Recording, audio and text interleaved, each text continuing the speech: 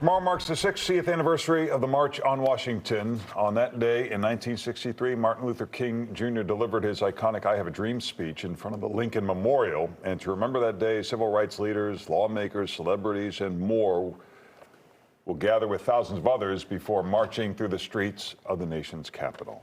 Joining us to talk more about this is Andrea Waters King, the daughter-in-law of Martin Luther King Jr. and president of the Drum Major Institute, as well as Jonathan Greenblatt, CEO of the Anti-Defamation League. Good morning, and thank you both for being here. Good morning. Thank you for having us. It's been said that when talking about this 60th anniversary, the celebration of this is a continuation, not a commemoration of Dr. King's work. What do you mean by that?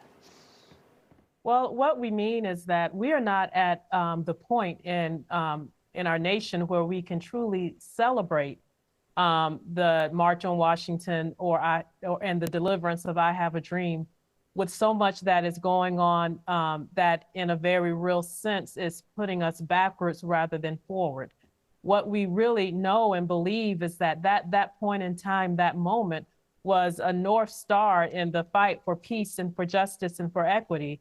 And as we have witnessed in the past several years, more and more regressive laws being passed, oppression being legislated, it really is a time for us to come together to rededicate ourselves to the ideals and principles and to do our part in the long march towards freedom. Jonathan, what do you think is behind some of the regression? Well, it's interesting. We've come so far in so many ways, and yet again, as Andrew said, we seem to be falling behind. I think there are many things behind it. I think number one, we got to recognize that hate really never disappears, but we have a problem when elected officials and politicians are pushing it into the public square, whether it's anti-Black racism or virulent anti-Semitism or ugly anti-Zionism. None of it should have a place in the public conversation.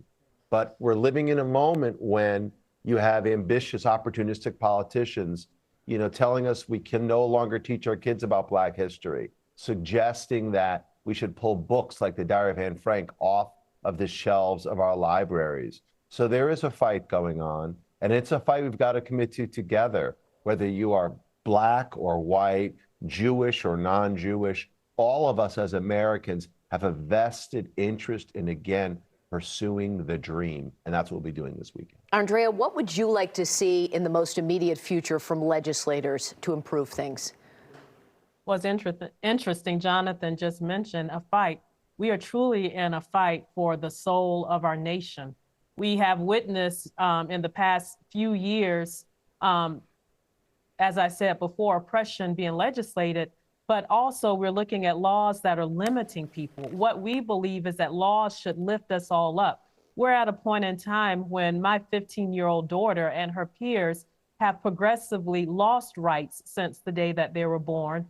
And a child that was born, particularly a female child that was born in this nation within the past couple of years, was born with fewer rights than her mother, than her great-grandmother. And that has not happened, if you're a student of history, since the end of Reconstruction and the beginnings of the passage of Black codes. So what we really need to do is look at what's going on in our nation, but also realize that there is a solution to all of this, that we have to once and for all realize the dream of Martin Luther King Jr. and Coretta Scott King, that we have to do our part to feed the flames. Democracy is a work in progress. And democracy is not about special rights for some, it's about equal rights and access for all of us. And in a very real sense, it's like the eternal flame.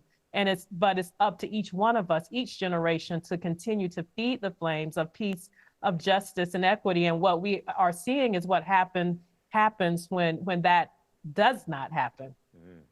Well, the 60th anniversary of the March on Washington is tomorrow. We thank you both for joining us. Thank you. Thank you.